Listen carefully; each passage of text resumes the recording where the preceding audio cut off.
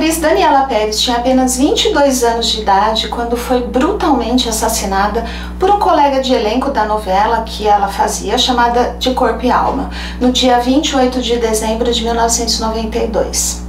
Esse caso voltou à tona agora, depois de 30 anos, por causa da série da HBO chamada Pacto Brutal. Daniela Pérez era uma atriz em ascensão e já estava começando a ser chamada pelo público de namoradinha do Brasil, posto antes ocupado pela atriz mundialmente conhecida Regina Duarte. Ela era filha da roteirista de novelas Glória Pérez, que inclusive era a autora dessa novela que ela estava fazendo quando foi assassinada, e ela interpretava a personagem Yasmin, fazendo com que ela saísse das colunas sociais das celebridades para as colunas policiais, assim, em questão de 24 horas. Ela foi encontrada sem vida algumas horas depois de gravar as suas últimas cenas, com marcas de golpes de punhal em seu pescoço e peito, num lugar bem afastado, assim, bem distante mesmo, na Barra da Tijuca, no Rio de Janeiro.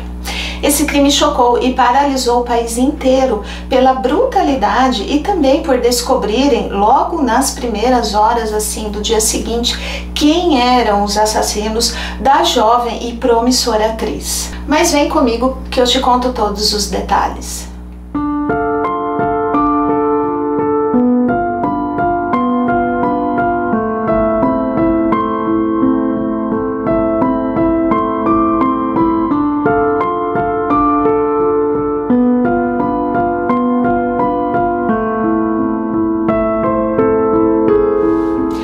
Pessoal, sejam todos muito bem-vindos. O meu nome é Edilene Neves e você está no canal Quem Se Importa, onde falamos sobre crimes reais todas as quintas-feiras.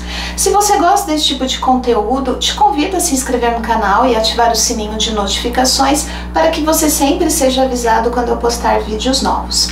Se você curtir o vídeo, peço para que você deixe o seu like, que me ajuda muito na divulgação do canal, e também me sigam nas redes sociais que eu vou deixar no descritivo do vídeo para vocês.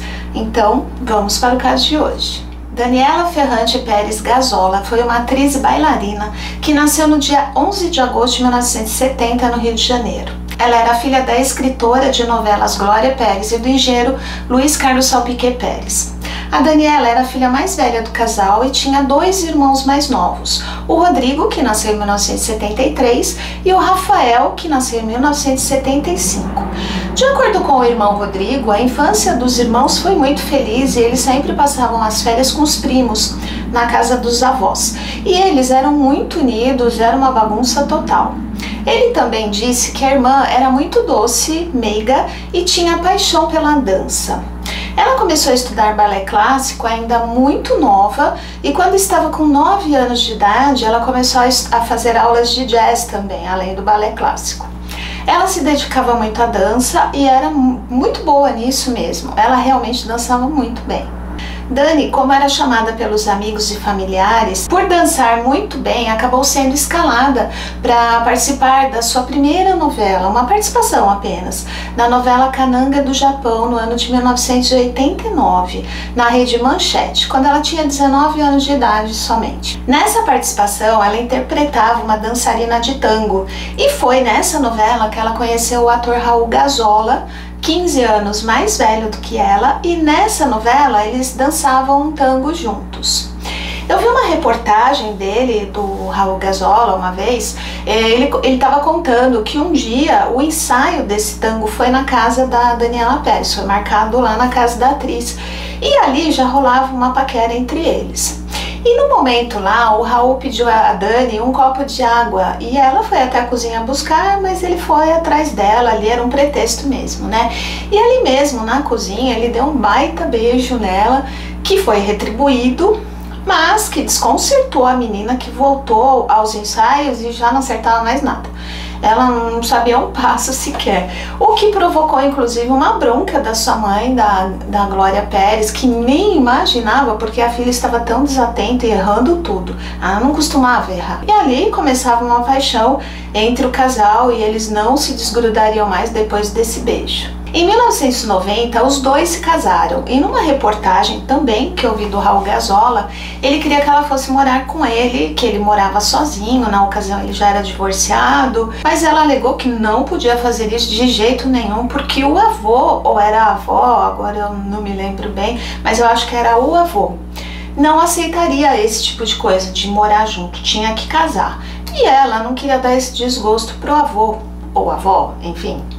O Raul então foi buscar um dia pela manhã na casa dela para saírem e avisou a hora que chegou na porta da casa dela que eles iam casar naquele dia. Então ela colocou um vestidinho e foram para o cartório lá casar sem avisar ninguém e casaram.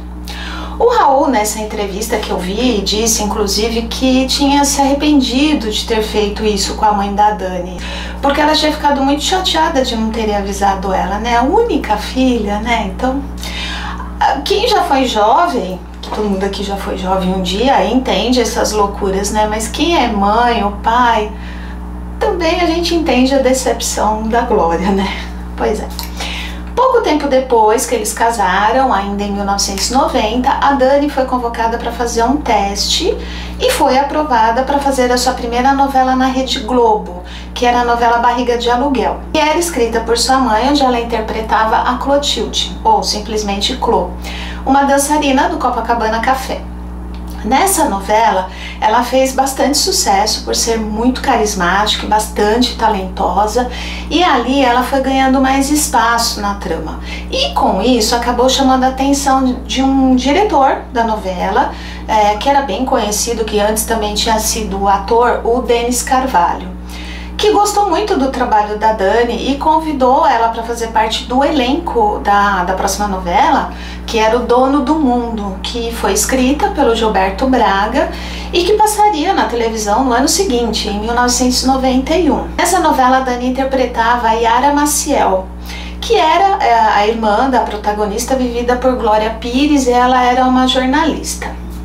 Bom, então ela tinha feito uma participação na novela Cananga do Japão em 1989, depois Barriga de Aluguel em 1990 e O Dono do Mundo em 1991. E no ano seguinte, em 1992, ela foi convocada para participar do elenco da novela De Corpo e Alma, que também foi escrita por sua mãe, que passou na TV Globo entre os dias, eu acho que 3 de agosto de 92 a 5 de março de 93. Este seria o seu quarto e último trabalho em novelas.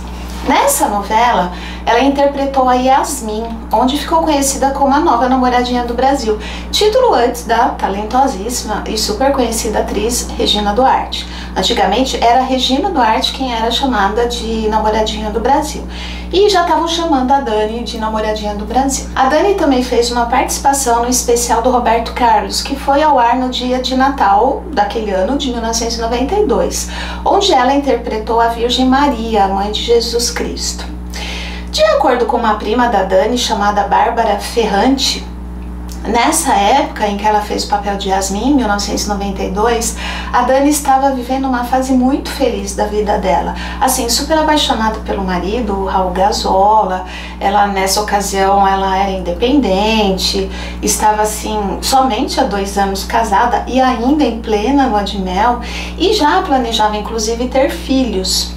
Ela estava com 22 anos de idade e uma infinidade de oportunidades se abriam para ela em todos os sentidos, tanto profissionalmente como em sua vida pessoal mesmo, né? Ela estava muito feliz e estava assim, tudo perfeito. Os planos, assim que ela e o marido acabassem de gravar suas respectivas novelas, o marido estava gravando a novela Deus nos Acuda. Eles sairiam em viagem, iam tirar uns dias aí, uns meses de férias, e nessa viagem eles programavam encomendar o bebê. No documentário Pacto Brutal da HBO, a Glória Pérez também diz que no final daquele ano, de 92, a família estava vivendo um momento mágico, todos eles. Ela diz no documentário que a filha estava feliz no casamento, e também estava fazendo sucesso como atriz. A mãe, a Glória, estava pela primeira vez como autora solo, né, sozinha naquela novela, da Globo em horário nobre, a chamada na época novela das 8, né? E todo mundo parava para assistir, parava de fazer o que estivesse fazendo para assistir a novela. E especialmente os últimos capítulos de uma novela, ninguém perdia, era uma febre. Ela diz também que o filho do meio, o Rodrigo, ele tinha acabado de entrar na faculdade. Enfim, eram momentos mágicos ali para a família e tudo caminhava perfeitamente, assim, redondinho mesmo. Nessa novela de Corpo e Alma, a Dani interpretava a Yasmin, irmã da protagonista, que era a Paloma, vivida por Cristiano Oliveira. Na trama, a Yasmin fazia par romântico com o Caio, vivido pelo ator Fábio Assunção. Mas no momento lá, eles brigaram e foi quando entrou um terceiro personagem aí no meio disso tudo, para dar uma pimentada, coisa de novela mesmo, né? A gente que já assistiu novela ou assiste sabe. E esse terceiro personagem meio que dividiu opiniões do público que acompanhava a novela, quem a Yasmin deveria ficar, se era mesmo com o Caio, o ator Fábio Assunção, ou se com esse terceiro personagem, que era o Bira, um cara truculento, meio bronco assim, que era interpretado pelo então ator Guilherme de Pádua. Guilherme de Pádua nasceu em Belo Horizonte, Minas Gerais, no dia 2 de novembro de 1969 e se mudou para o Rio de Janeiro no final da década de 80, em busca ali de realizar o seu sonho de ser um ator famoso. Então ele focou no teatro, que era o que a maioria fazia, iniciava no teatro, e ele começou na peça Pasolini, que contava a história do famoso cineasta italiano. Guilherme interpretou um garoto de programa chamado José, que matava o protagonista. Depois ele participou do musical Blue Jeans, que fez muito sucesso entre os anos 80 e 90. E por lá, por essa peça, passaram vários atores de nome, como o próprio Fábio Assunção. Além disso, ele também atuou em alguns papéis um tanto quanto polêmicos. Ele voltou a interpretar um garoto de programa, dessa vez em Via Ápia, um filme erótico alemão que fez muito sucesso nas saunas de prostituição masculinas do Rio de Janeiro. Além de participar de shows de striptease feito por Heloína dos Leopardos, que era uma travesti que organizava shows na Galeria Alaska, em Copacabana, no Rio de Janeiro. Em 1990, Guilherme fez uma pequena participação na novela Mico Preto, da TV Globo, quando então ficou ali cadastrado como ator nessa emissora. E em 1992, o Guilherme se casou com Paula Tomás. Ela não era atriz, não era no meio artístico, mas era famosa ali por ser encrenqueira, barraqueira, ciumenta e por estar ali envolvida com rituais satânicos que aparentemente o casal curtia. Pelo menos é o que tudo leva a crer e o que todo mundo falou na época. A Paula Tomás era carioca, ela tinha nascido no Rio de Janeiro e era a filha única do casal, de um casal de classe média alta. E na ocasião dos fatos, ela não trabalhava nem estudava e estava grávida de 4 meses. Nessa ocasião, em 1992, a Daniela Pérez já era bem famosa. E como muitos torciam para que ela ficasse no final com o Bira, o personagem do Guilherme de Pádua, ele acabou meio que ficando famosinho, assim, sabe? Ele também começou a sair em capas de revistas e a ser chamado constantemente para bailes de debutantes. O que há 30 anos atrás era bem normal, naquela época era normal. Quando o ator ficava famoso e estava assim no auge, era jovem, meio bonito, tal, né? Ele era contratado para esses bailes de 15 anos das meninas aí que tinham uma condição melhor e contratavam ele para dançar com as aniversariantes. Essa fama, meio que repentina, praticamente em sua primeira novela, né, ainda mais na Rede Globo, que era a emissora mais assistida na época em termos de novelas, e também no horário nobre, tudo isso subiu à cabeça do então ator Guilherme de Pádua, que não queria de jeito nenhum que o seu romance com a Yasmin, né, que era interpretado pela Daniela Pérez na novela, ele não queria que terminasse esse romance, ele queria que a autora, a Glória Pérez, mudasse o desfecho da trama e deixasse o casal juntos. Mas isso não aconteceu e os capítulos entre o Bira e a Yasmin começaram a diminuir e alguns capítulos, inclusive, foram cancelados entre os dois.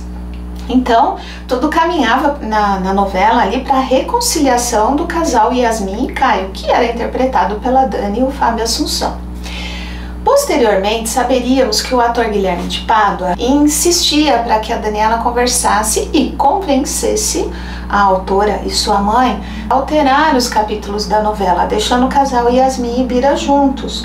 Mas ela não se intrometia nos trabalhos da mãe, até porque a mãe nem ia aceitar, e nem contava para a mãe sobre o assédio que sofria pelo ator, né, o Guilherme de Pádua, para não prejudicá-lo. Isso aí foi uma pincelada sobre o que tinha acontecido até ali na vida da Daniela Pérez e também o que estava rolando na vida da sua personagem, a Yasmin. Então vamos para o dia dos fatos. No dia 28 de dezembro de 1992, uma segunda-feira, a atriz Daniela Pérez acordou ali por volta das 9h30 da manhã, tomou café com seu marido Raul Gazola, deram uma namoradinha, depois ela saiu para ir ao banco, parece que ela foi tratar alguma coisa lá do seu cartão de crédito. E ela foi junto com uma amiga chamada Marcela Honiman, que era a produtora da peça que ela e o Raul estavam ensaiando, era um musical. Depois que saíram do banco, as duas foram para a casa da Glória Pérez. Mas a mãe da Dani não pôde dar muita atenção à filha e à amiga da filha, porque ela estava correndo ali para terminar alguns capítulos da novela. Ela queria adiantar por conta do final do ano, né? Era dia 28 de dezembro. Então ela só cumprimentou ali e logo voltou para o que estava fazendo. E as duas amigas almoçaram sem a presença da Glória e depois foram embora. Depois do almoço, a Marcela foi fazer as coisas dela, para casa dela, não sei. E a Dani foi ao mecânico, parece que estava com o carro, estava com um probleminha lá na ventoinha. E ela passou no mecânico e depois ela foi para academia, ela treinou e da academia ela foi para os estúdios da Taikon gravar o capítulo da novela. Por volta das 4 horas da tarde, a Dani chegou aos estúdios da Globo, essa que eu falei, a Taikon, né, que era onde era gravada a novela. E nessa cena que ela foi gravar aquele dia, ela terminava o romance dela com o Bira, já que o enredo ali no roteiro tinha ficado determinado que Yasmin ficaria realmente com o Caio e não com o Bira. E nessa ocasião, o marido dela, o Raul Gazola, ele tinha suas gravações em outro estúdio da Globo, que era o Projac, era em outro bairro. Então cada um estava num lugar. Mas eles estavam ensaiando uma peça, um musical, e tinham combinado de se encontrar em casa depois das suas respectivas gravações para irem lá à noite ensaiar esse musical num salão, né? Um local determinado para o ensaio. O Raul tinha uma moto e um Escort. A moto ficava com ele e o Escort ficava com a Dani.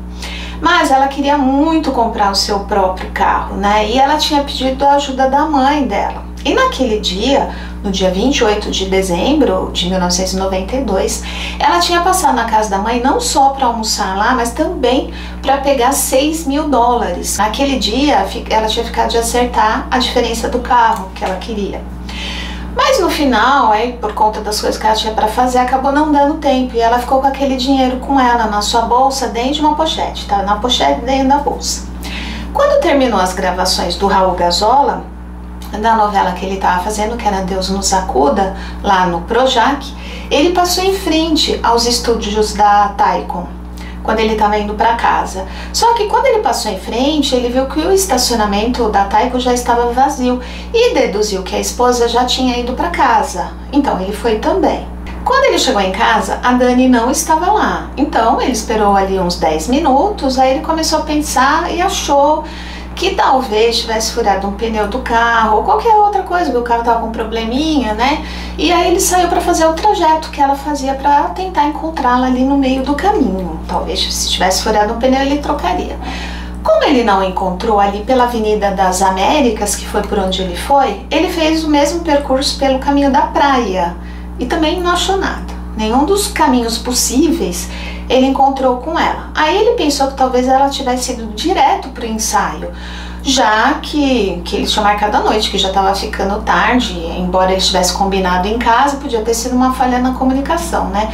Então ele foi para lá. Mas quando ele chegou lá no ensaio, ela também não estava lá. Então ele voltou. Quando ele chegou em casa de novo, ela não estava. Aí ele telefonou para a produtora da peça, que era aquela amiga dela, da Dani, a Marcela Honiman, e que falou para ele, pro Raul, que tinha falado com ela alguns minutos antes por telefone e que a Dani tinha falado para ela que estava indo para casa para encontrar com o marido porque eles iam lá ensaiar. Bom, por volta das 9 horas da noite, o pessoal da peça telefonou pro Raul perguntando por eles, dizendo que a Dani ainda não tinha chegado lá e questionando se talvez ela não estivesse na casa da mãe dela. Quando então o Raul ligou pra Glória, que também disse que ela não estava lá. Nesse momento, todos já estavam muito preocupados, porque a Dani não estava em lugar nenhum, né? Ninguém evapora assim. E é um detalhe que naquela época, no ano de 1992, no Rio de Janeiro, aconteciam muitos sequestros. E eles começaram a pensar nessa possibilidade, né? Talvez ela tivesse sido sequestrada também, né? E ficaram apavorados. Um detalhe importante de dizer aqui é que naquela época não era comum os celulares. Ele tinha acabado de ser lançado no Brasil e a única pessoa ali da família que tinha celular era a Glória Pérez. Então o Raul foi para casa da Glória e chegou lá muito nervoso, falando que a esposa não tinha chegado em casa, nem no ensaio, que ela não estava em lugar nenhum. E que ele estava preocupado, porque ela nunca tinha feito isso, ela nunca tinha sumido assim, sem falar nada, sem dar satisfação, nada, né? Então eles estavam muito preocupados. E como não tinha celular, ela não, se acontecer alguma coisa, não tinha como avisar, né? Porque ela não tinha. Por volta das 10h30 da noite, o tio da Dani, chamado Saulo, ele recebeu uma ligação do seu pai, do avô da Dani, dizendo que a Dani ainda não tinha aparecido. Aí ele também ficou preocupado e foi para casa da Glória. A Glória também ligou para outro ator, que era muito amigo da Dani, chamado Eric Johnson. Vocês devem conhecer, ele é bem conhecido. Que eles eram super amigos, e perguntou para ele se ele sabia dela, da Dani, mas ele respondeu que naquele dia, no dia 28, ele não tinha nada para gravar, então ele não tinha ido pro estúdio, né? A Glória e o Raul começaram a ligar para várias pessoas do elenco, vários artistas, enfim, e dentre eles, eles ligaram para a atriz Cláudia Raia, que também é bailarina, e que disse achar estranho, a Cláudia Raia disse que achava estranho ela faltar no ensaio porque bailarinos não faltam ao ensaio. Enfim, o sumiço da Dani, ninguém sabia onde ela estava, ela faltar ao ensaio, nem ir para casa, nem para casa da mãe, nem de uma amiga, nada. Tava assim muito estranho, e nessa hora já era realmente motivo de alarde, de preocupação, né? Porque onde que ela estava? Com certeza alguma coisa de errado tinha acontecido. A mãe da Dani, então, a Glória, ligou pro Caco, que era o diretor da novela, né, de Corpo e Alma, e perguntou se naquele dia tinham gravado cenas extras. E talvez isso explicasse o seu sumiço. Às vezes eles estavam gravando ainda em algum lugar, né? Tivesse alguma cena extra, então acabaram se atrasando. Mas o diretor da novela disse que não, que saíram, que eles já tinham saído de lá fazia muito tempo, mas que ele tinha visto a Dani sair ali dos estúdios, ali da gravação, acompanhada por dois atores, que era o Guilherme de Pádua e a Marilu Bueno. A atriz Marilu Bueno fazia o papel de mãe da Yasmin na novela e elas estavam sempre juntas. A Glória então ligou para Marilu, mas ela não atendeu. Porém, o Raul sabia que a Marilu deixava o telefone dela em volume muito baixo e que podia não ter escutado o telefone tocar. Então ele decidiu ir pessoalmente até a casa dela. Como eles eram amigos, ele sabia onde ela morava, né? E ele foi lá para saber se ela tinha alguma notícia da Dani e assim ele ganhava tempo, porque ele não queria ficar parado, né? Não aguentava ficar ali esperando. Quando ele chegou lá e explicou sobre o sumiço, a Marilu disse que ia pegar uma carona com a Dani quando acabaram as gravações, mas que desistiu porque viu a Dani e o Guilherme no estacionamento tirando fotos com algumas crianças que eram fãs ali, que estavam ali tirando foto, e ela sabia que ia demorar, então ela acabou indo embora e não esperou pela carona da Dani. O Raul então retornou para a casa da Glória, agora com a Marilu junto. A Marilu quis ir com ele, quando a mãe da Dani telefonou novamente ao diretor da novela, o Caco, e pediu então o telefone do Guilherme de Pádua, que ela não tinha, já que a Marilu disse que quando saiu estavam somente os dois no estacionamento, tirando fotos com as crianças. Então ela falou, vou perguntar para ele, ele deve saber onde ela tá, né? O diretor passou para a Glória o telefone do Guilherme e ela telefonou para ele e explicou tudo para ele, o desaparecimento, que lá não tinha ido no ensaio e tudo mais. Mas o Guilherme disse que não sabia da Dani, alegando que depois que ele tirou aquelas fotos com os fãs lá, com as crianças, ele foi embora e ela ainda ficou lá tirando mais algumas fotos. E ele sugeriu que talvez ela tivesse ido para casa de alguma amiga. A Glória então perguntou se a Dani tinha falado isso para ele, né? Que se ela tinha falado para ele que ela ia para casa de alguma amiga. E ele disse que não sabia de nada, mas que isso seria muito provável, já que ela não tinha chegado em casa, ela foi para casa de uma amiga. Ou seja, tudo voltou a estaca zero. Nesse mesmo momento, em outro ponto da cidade, um homem chamado Hugo da Silveira, um advogado e empresário, entrou em contato com a polícia. Ele telefonou para a delegacia para informar sobre um carro abandonado no Recreio dos Bandeirantes, próximo ao condomínio Rio Mar, onde a filha dele morava. Esse era um local bem escuro, assim, meio... não é que era abandonado, mas tinha muita árvore, assim, era isolado. E algum tempo atrás tinha acontecido um assalto ali, de grande repercussão inclusive, o que fez com que as pessoas que costumavam passar pela região ali ficassem ligadas em qualquer movimento estranho. O delegado, inclusive, a polícia tinha falado para ficar esperto, né? E o carro abandonado era estranho, por isso ele telefonou para a polícia. Ele contou à polícia que ele estava com seus 2 netos, indo para casa da filha dele, né? Que ele estava com as crianças e foi levar para casa da filha, quando ele viu os 2 carros parados, sem ninguém dentro. E ele passou do lado dos carros, ele olhou, não viu ninguém e ficou com aquilo na cabeça. Aí ele achou estranho. Então ele vai até a casa da filha, deixou as crianças lá e aí ele voltou, né? Para anotar as placas, que eram um Escort preto e um Santana azul. Porém, quando ele retornou, já sozinho, sem as crianças, os carros já não estavam mais sem ninguém. No carro preto sim, mas dentro do Santana tinha uma mulher no banco do passageiro e um homem no banco do motorista. Ele achou que era um casal que estava namorando ali e foi embora. Ele até achou meio esquisito estar namorando naquele lugar perigoso, né? Mas ele anotou a placa por via das dúvidas e achou que era um casal e foi embora. Quando ele voltou ao condomínio, ele contou para o síndico e para a filha dele. E o síndico também achou estranho, já que ali não devia ter ninguém dando bobeira, né? Por conta do tal assalto que tinha acontecido ali há um tempo antes. Foi então que ele decidiu ir lá com o Hugo, né? No local. Eles voltaram lá os 2, só que quando os 2 chegaram lá, só tava o Escort. O Santana já não tava mais. E nessa hora o Hugo achou esquisito e falou: vou avisar a polícia, melhor. Porque era muito estranho. A polícia foi até lá, mas como era apenas uma viatura, o policial se escondeu no mato até chegar reforço, já que como ele não sabia do que se tratava, né? Ele só viu o carro ali vazio, ele preferiu não dar mole ali sozinho enquanto não chegava mais policiais, porque ele tá ali completamente exposto. Então nessa hora ele resolveu se esconder no mato. E foi nessa hora que ele foi pro mato se esconder, ele tropeçou em algo bem embaixo assim de uma árvore, e quando ele presta atenção, ele iluminou ali com a lanterna e ele viu que era um corpo de uma mulher já sem vida.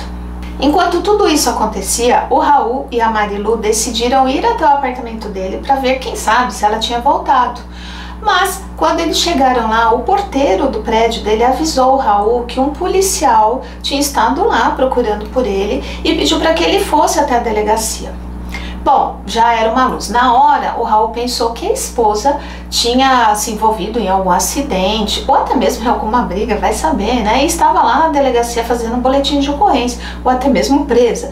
Então ele ficou um pouco mais tranquilo, um pouco, né? E foi para lá, para a delegacia onde mandaram ele ir. Os 2, né, porque a Marilu foi junto, então seguiram para lá. E quando chegaram lá, o delegado disse que tinha encontrado o carro da Dani, que na verdade estava no nome do Raul, o carro era do Raul. E ele ficou meio atônito ali, meio sem entender nada, e aí ele perguntou: como assim encontrar o carro? Ela não está aqui? E nesse momento, o delegado disse que queria falar somente com a Marilu, porque ele estava bem agitado, né? Falando alto, gesticulando. E ela entrou na sala sozinha com o delegado, enquanto o Raul ficou do lado de fora, aguardando, assim, meio passado, achando que sua esposa tinha sido sequestrada. E que por esse motivo o delegado preferiu falar somente com a Marilu, não quis contar para ele. O Raul, então, totalmente desnorteado, ele telefonou para a casa da Glória, já que ele estava com o celular dela. Ela deixou com ele para avisar que ele estava na delegacia, que tinham encontrado o escort e que ele achava que ela tinha sido sequestrada, né? Não tinha outra resposta. Imediatamente a mãe da Daniela ligou novamente para o Guilherme de Pádua na tentativa dele se lembrar de alguém suspeito que pudesse tê-la sequestrado, já que ele foi o último a ver a Dani ali no estacionamento da Taikon. E ele respondeu: ela saiu sozinha. E não perguntou mais nada, e não falou mais nada também. Aí a Glória desligou. Muito nervosa, ela foi lá para a delegacia imediatamente, já falou: vou lá ver o que está acontecendo. Nesse momento, na delegacia, a atriz Marilu Bueno saiu da sala do delegado e disse assim ao Raul: você precisa ser muito forte, mas a Dani não está mais aqui com a gente. Tenso, né?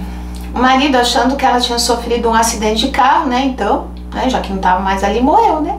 Sofreu um acidente de carro, morreu, e ele pegou e perguntou ao policial, já em pranto, se o carro estava muito amassado, talvez na tentativa de extrair alguma informação do policial quanto aos ferimentos, essas coisas, né? Se tinha machucado muito, ele queria saber detalhes.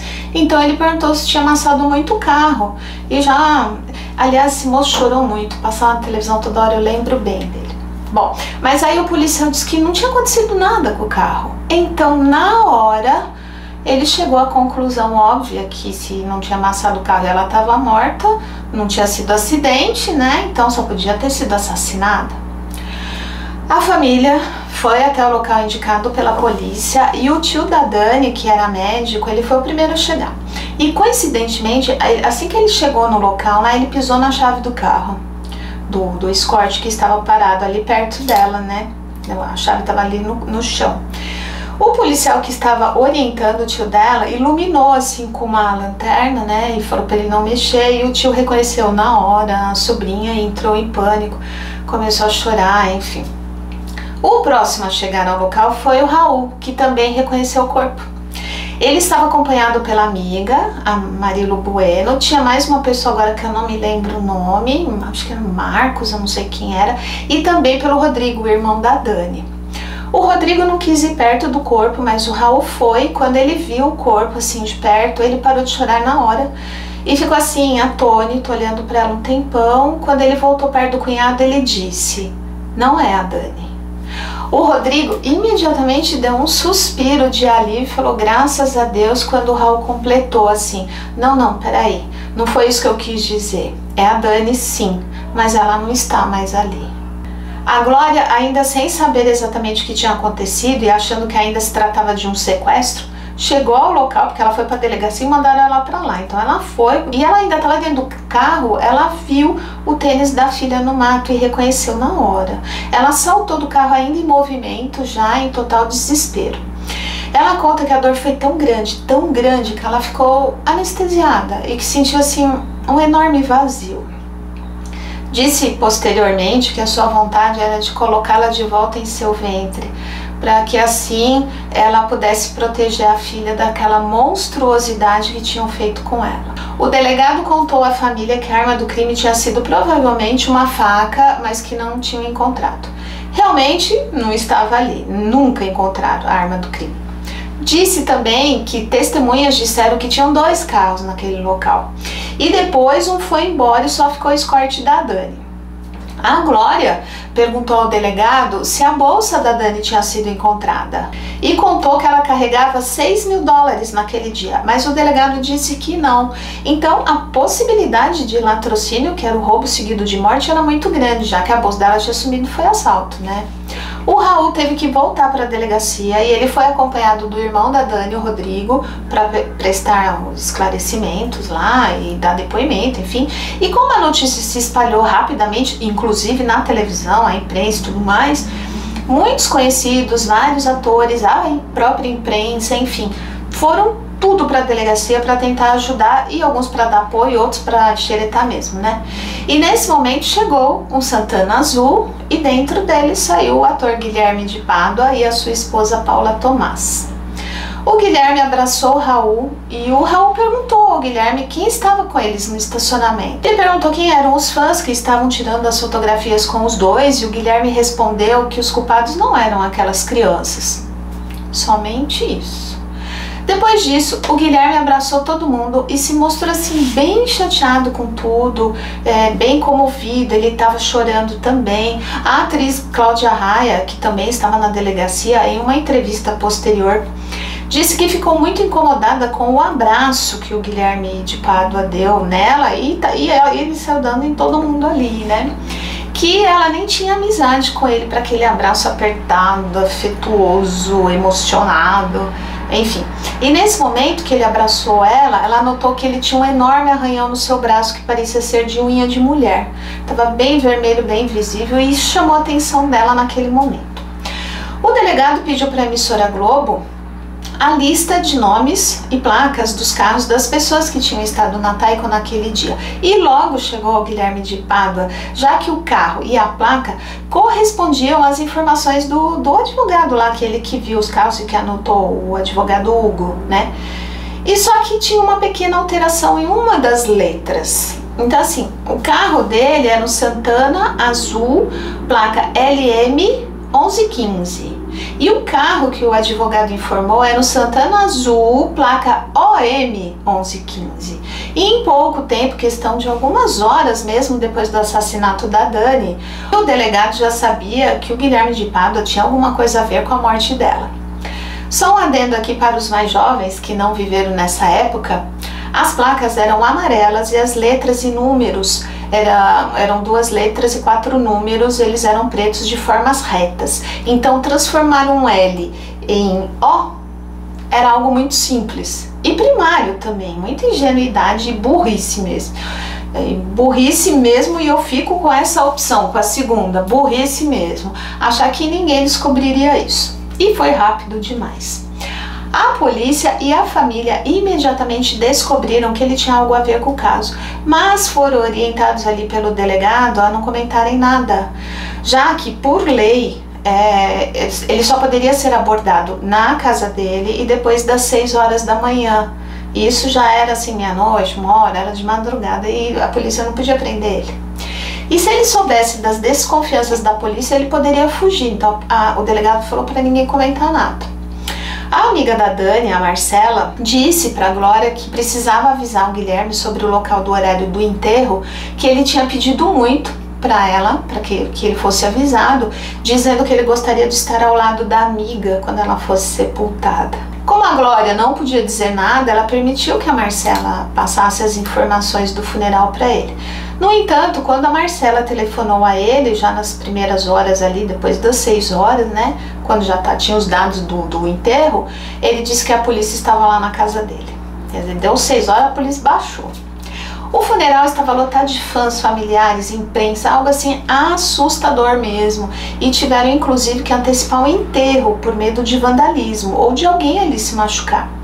Eu vi uma reportagem na época, uma entrevista de uma fã, ela estava dando depoimento que ela foi no enterro e que ela dizia que ali perto de onde ela foi sepultada, que tinha uma grade que separava ali, tinha tanta gente naquela grade que quase caiu, e se ia cair em cima de outros túmulos, né, e alguém podia se machucar. Ainda na manhã da terça-feira, algumas horas depois do assassinato, a polícia já sabia que o culpado pela morte de Daniela Pérez era o Guilherme de Pádua e, ao todo, tinham sido 18 perfurações por faca ou tesoura, que foram 3 em seu pescoço e 15 na região do coração. E a violência foi tanta que o seu coração estava praticamente exposto. Posteriormente, seria dito pela perícia que as perfurações tinham sido feitas com um punhal e não por uma faca ou tesoura. Não poderia ser por uma faca ou tesoura. Quando a polícia chegou na casa do Guilherme de Pádua, às 6 horas da manhã da terça-feira, dizendo que ele precisava ir até a delegacia, ele perguntou se poderia ir mais tarde, porque ele estava cansado, já que no dia anterior ele tinha dormido mal, né, pouco tempo, então ele queria ficar dormindo um pouco mais. Mas a polícia disse que não e ele teve de ir. Demais, né? O seu interrogatório durou mais de 10 horas. Ele alegou que depois das gravações eles foram embora em carros separados e ele tinha ido para o Barra Shopping buscar a esposa, a Paula Tomás, que estava grávida de 4 meses, que ele tinha deixado ela lá no Barra Shopping e ele foi lá buscar. A polícia examinou ele e ele tinha vários arranhões nos braços, mas ele ia mudando sua versão do que tinha acontecido por conta desses arranhões. Cada hora ele falava uma coisa, né? Então não tem credibilidade, né? Enquanto ele prestava os seus depoimentos, a polícia periciava o carro dele e foram segundos para identificarem a cola da fita isolante que o imbecil colocou lá no número, né? Na letra, e que ainda ficou a marca, né? Ele mostrava que ele de L virou O porque ficou a cola ali. Mesmo ele mandando lavar o carro, não tinha saído tudo, né? O inteligente. Então, obviamente, depois dessas 10 horas de depoimento, a polícia acabou dizendo que já sabia que ele era o culpado, pois tinham provas, testemunhas, né? Tem o advogado que anotou a placa, né? Que tinha visto os dois casos, tinha anotado a placa. Depois a polícia que achou a cola, que comprovava que tinha sido adulterada a placa.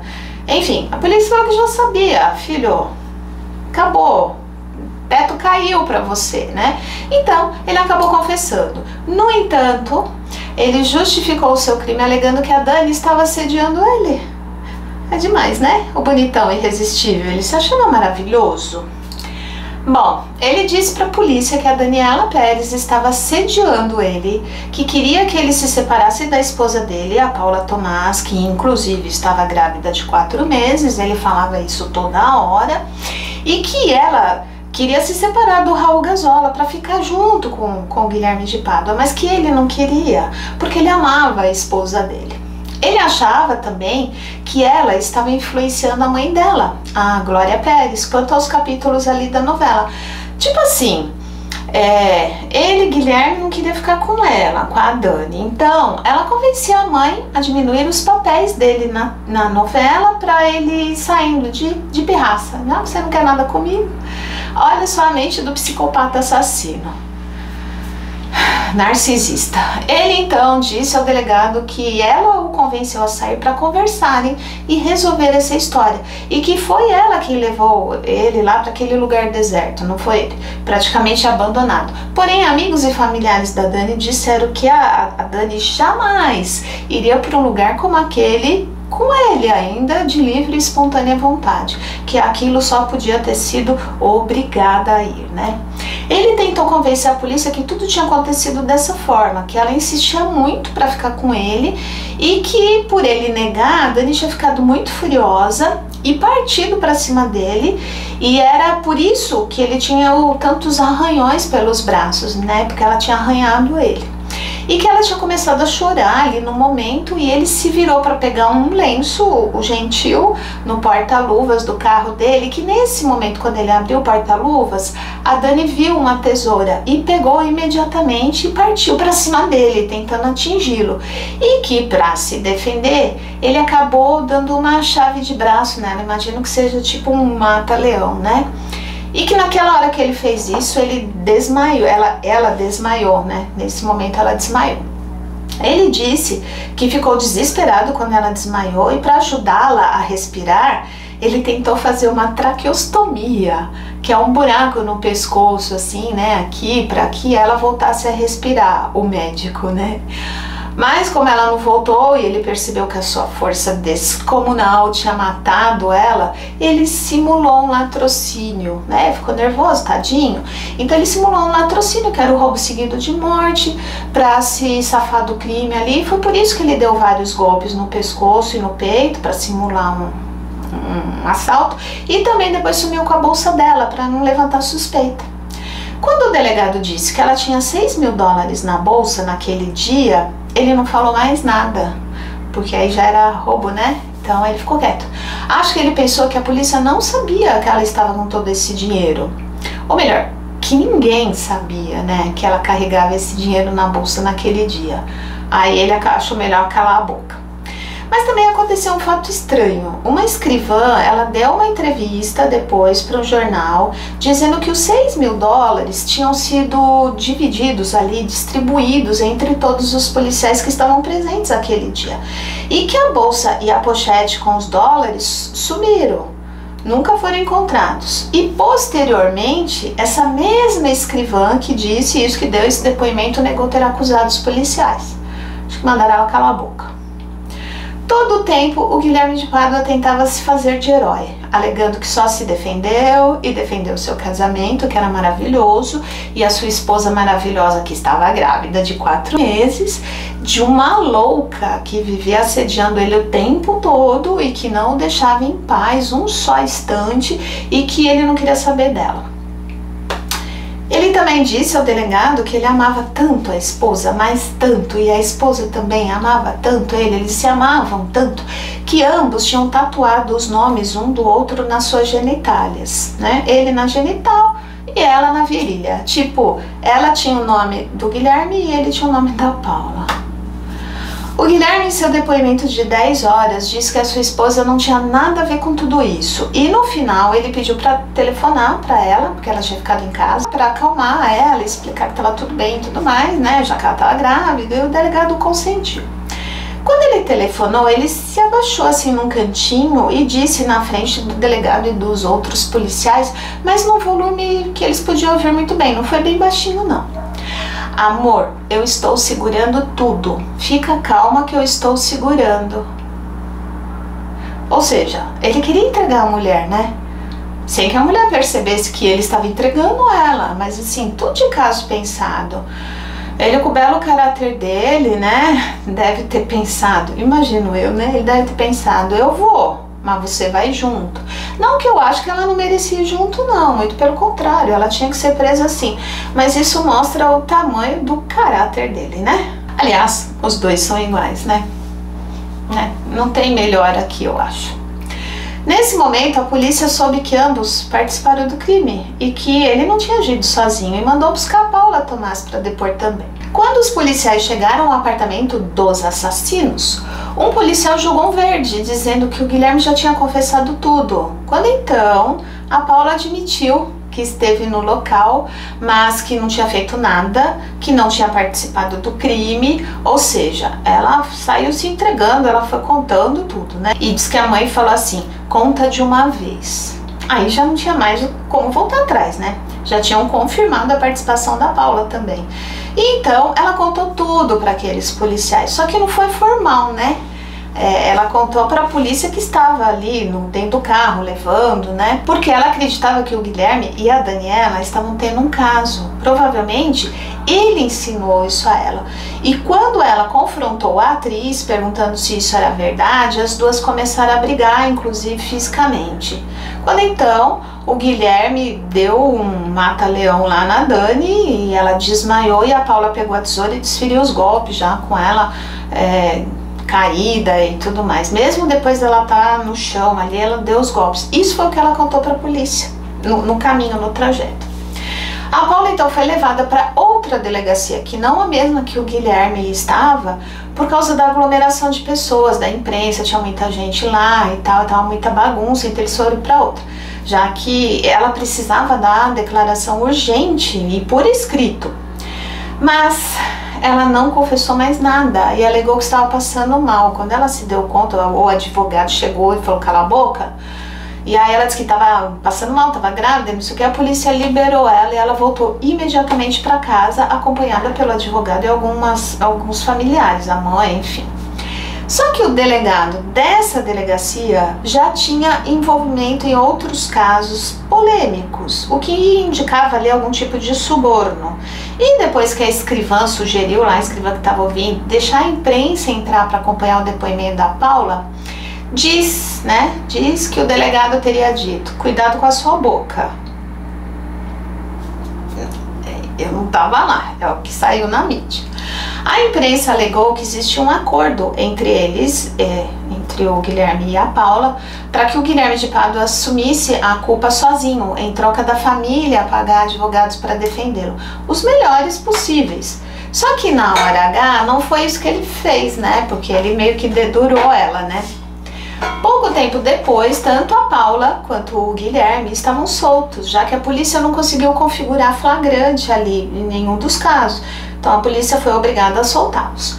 Quando eles foram soltos, eles sumiram e foram procurados por todos os lados ali pela polícia, pela imprensa, tudo, mas ninguém sabia onde eles estavam. Até que um dia o próprio Guilherme de Pádua se apresentou ao Fórum do Rio de Janeiro, acompanhado pelos seus advogados. E foi um alvoroço só, né? Porque ele apareceu do nada.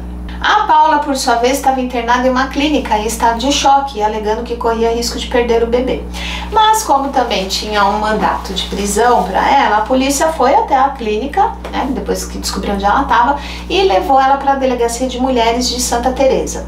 Mas ela continuava jurando inocência. Quando os julgamentos começaram, o advogado do Guilherme de Pádua insistia nessa tecla de que a Dani vivia mal com o marido, com o Raul Gazola, que o casamento dela já tinha acabado e que ela tinha sido agredida por ele, pelo Raul, né? E que ela era perdidamente apaixonada pelo Guilherme.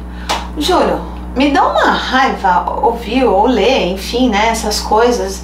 Antes era só o assassino confesso da Daniela Pérez que falava esse tipo de absurdo. E depois o seu advogado também, né? Triste, né? Coitada da Glória e também do Raul terem de ouvir essas coisas, ainda mais depois de ter perdido a filha e a esposa de uma forma tão brutal. Que provação, senhor! A arma do crime nunca foi encontrada, mas a perícia afirmava que não era faca ou tesoura, e sim um tipo de punhal. O Guilherme continuava insistindo na teoria da tesoura para sustentar o seu argumento de que não havia sido premeditado, né? Porque foi na hora do impulso, né? Mas, mesmo que fosse uma tesoura, como ele alegava, quem costuma carregar uma tesoura no porta-luvas do carro? Eu não carrego. A defesa insistia que eles tinham tesoura no carro porque a Paula estava grávida e sentia muita azia, e por esse motivo a Paula tomava muito leite para melhorar a azia, e a tesoura era justamente para abrir a embalagem do leite. Ela levava leite no carro e cortava e tomava no gargalo? Meu, cada coisa. Em algum momento as pessoas começaram a misturar a ficção com a realidade. A imprensa criava essa narrativa para vender mais revistas e jornais, e constantemente saíam nas capas das revistas a Daniela de Yasmin, né, que era a personagem Yasmin abraçada com o Guilherme de Pádua, que era o Bira. Então era a Yasmin e o Bira, não eram eles, eram os personagens. E isso acabava confundindo a opinião pública, que acreditava que eles tinham tido um caso sim, e de certa forma acabavam culpando a Dani pela sua própria morte, né? É um absurdo, mas isso aconteceu. Muito zum zum zum em torno de um possível caso extraconjugal entre eles. Eu me lembro muito bem desse caso e era impressionante como a imprensa distorcia essa história para vender mais. Muitas revistas nas bancas de jornais saía todos os dias uma revista diferente. Nelas estampava o rosto da Yasmin e o rosto do Bira abraçados, juntinhos, que eram fotos ali dos momentos da novela, né? E que a imprensa usava, mas colocava nas revistas, mas com dizeres sobre a morte dela. Quer dizer, eles se aproveitavam mesmo de uma desgraça para ganhar dinheiro, e com isso acabou atrapalhando inclusive o processo do julgamento dos dois lá, sem contar com o sofrimento da mãe e do marido, né, que desnecessário, né? Ter que ver a filha ou a esposa ser desmoralizada ali por todos os lados. Não bastava ter sido assassinada tão brutalmente, eles precisavam também acabar com a reputação da moça, né? Uma judiação. Os colegas de elenco e funcionários da Globo, ali, as pessoas que conviviam com os dois, várias pessoas saíram em defesa da Dani, pois muitos ali, eles presenciaram ele, o Guilherme, assediando a Dani, e não o contrário. Teve inclusive um episódio lá que a Dani estava na cantina da Globo tomando um lanche com uma colega, e a moça já tinha terminado de comer quando o Guilherme de Pádua entrou na cantina, e a Dani pediu para a moça não sair, para continuar ali com ela, porque ela não queria ficar sozinha com o Guilherme de Pádua. E ela acabou tendo que explicar por quê, né? E ela explicou que para essa moça que ele estava incomodando ela, dizendo que o casamento dele não estava bem. Enfim, ele ficava assediando ela mesmo, dando em cima descaradamente, né? No dia em que a Dani foi assassinada, no dia 28 de dezembro, eles gravaram a cena em que a Yasmin terminava o relacionamento com o Bira para ficar com o Caio. E o Guilherme de Pádua estava muito nervoso, ele parecia, ó, de verdade, pelo que eu vi nas entrevistas, parecia que ele estava levando fora mesmo, como se aquilo fosse com o próprio Guilherme de Pádua, e não com o personagem, somente com o Bira, entendeu? Ele era como se fosse com ele.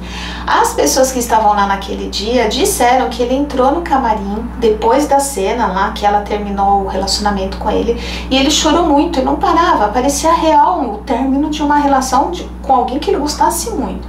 Completamente pirado, cara.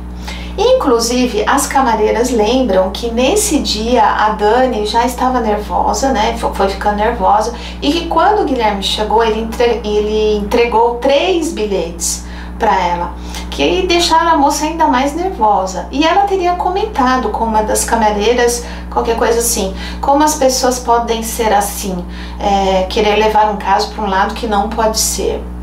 Alguma coisa assim. Mas ninguém sabe o que tinha nesses bilhetes, porque eles nunca foram encontrados. O próprio Guilherme de Pádua disse à polícia no interrogatório lá dele que ele pegou a bolsa dela também para tirar os bilhetes de lá, e nunca disse ao certo o que tinha escrito naqueles bilhetes. Cada hora ele dizia uma coisa, cada hora ele falava uma coisa diferente. Então a polícia não sabe ao certo, nunca viu o bilhete, não sabe o que tinha lá.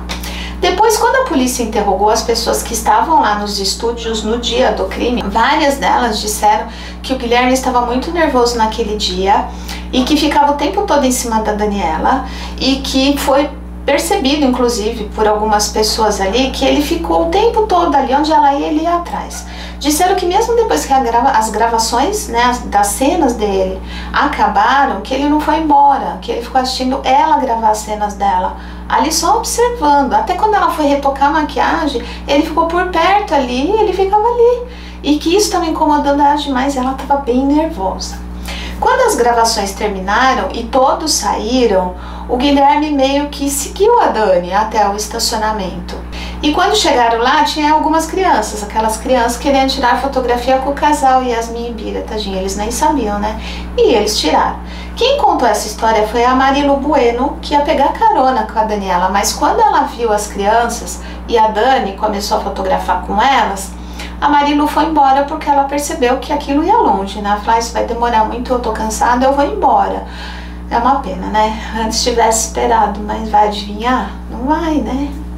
O Raul, então, sabendo dessa parte da história, ele pediu na imprensa que essas crianças, né, esses fãs aparecessem levando as fotografias e os negativos para, quem sabe, descobrir alguma coisa a mais, talvez tivesse alguma coisa ali naquelas fotos. O pai das crianças, que viu ele pedindo isso, procurou pela polícia e foi atrás do Raul e contou que a Daniela parecia tensa, meio nervosa, e que o Guilherme estava todo sorridente e ficava em volta dela o tempo todo como se estivesse esperando por ela. O pai das crianças, né, falou no dia que eles tiraram essas fotos, no dia que ela morreu. Ele disse que o Guilherme saiu primeiro do estacionamento quando as crianças pediram para o pai seguir o carro dele. No entanto, depois de um pouco tempo assim, o Guilherme parou num acostamento, perto de um posto. E nessa hora, o pai das crianças, que estava realmente dirigindo atrás do Guilherme, ele foi embora com as crianças. E não viu mais nada, nem a Dani chegar, nem nada. Tudo indica que ali era o local onde eles costumavam abastecer, e talvez ele soubesse que a Dani estava sem combustível, sei lá, e que provavelmente pararia ali, não sei. O que de fato aconteceu, ela realmente parou ali. Durante as investigações, a Glória, que também fez suas próprias investigações, é de tirar o chapéu para essa mulher, viu? Descobriu através de um cozinheiro que ficava sempre ali nas proximidades desse posto, que a Dani tinha parado lá para abastecer, e logo em seguida o Guilherme chegou e fechou o carro dela. Então assim, quando ela ia sair, ele travou o carro dela. Talvez ele estivesse ali naquele acostamento justamente esperando ela parar ali para abastecer e poder fechar o carro dela, né? Esse cozinheiro disse à Glória que um frentista gago que trabalhava naquele posto contou que viu quando o Guilherme fechou o carro dela, e que nessa hora ela saiu do carro muito nervosa e começou a discutir com ele, falando para ele tirar o carro, que ela tinha que ir embora para ele sair dali. Quando de repente ele deu um soco no rosto da Dani, que ela desmaiou na hora.